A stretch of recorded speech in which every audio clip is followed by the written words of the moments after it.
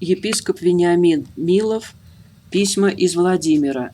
14 июня 1936 года.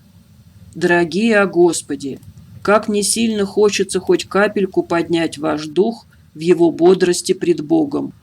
Пусть в душах ваших ревность по Боге, что искорка тлеющая, и молитвы из-за житейских дел отрывочны. Но вы посмотрите на свое состояние души оком смирения, с мыслью о безмерной любви Божией к человеку. Тогда найдете, что для Бога не безразличен и малый ваш подвиг. Милостиво Он взирает на вас, слышит воздыхание ваше, и скорбь сердца вашего о неупорядоченности своего внутреннего состояния знает со всей ясностью. Одного ждет теперь от вас Бог – поворота к смирению.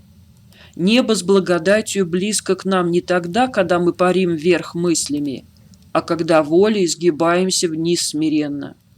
Для смирения вот что раз навсегда запомните и сделайте. Помните, что воля ваша в борении со страстями вовсе не так свободна, как в житейской сфере. Ей присуща в борениях со страстями лишь свобода противления страстям, свобода напряжения к молитве.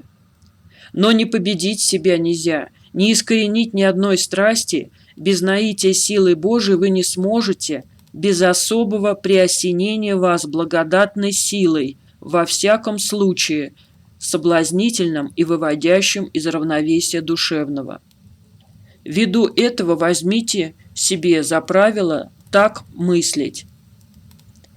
Ни лоск речи, ни ученость, ни культурность, ни комфорт не составляют подлинной ценности. Это ничто пред обладанием благодатью.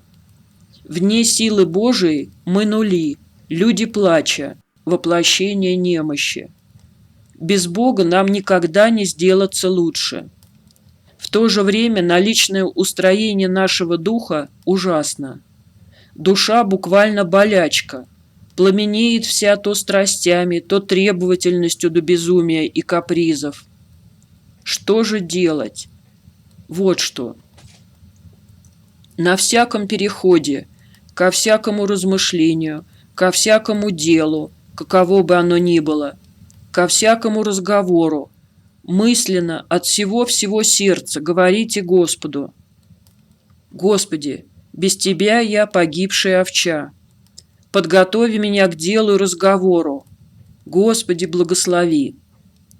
Это секундное возведение души к своему Отцу со смирением может быть теперь же, а может быть вскоре будет всякий раз сопровождаться явно ощущаемым притоком силы Божией за выражение смирения. Я грешный, чувствую это на молитве. Иногда станешь молиться, душа дубовая, но сушь внутри убийственная. И скажу мысленно: Господи, вот я какой, от меня ничего и ждать доброго нельзя, без Тебя я погиб, но буду призывать Тебя в помощь на каждую молитовку. И вот так начну призывать Бога к выговариванию слов молитвенных прошениям. Господи, я не умею молиться. Подготови меня.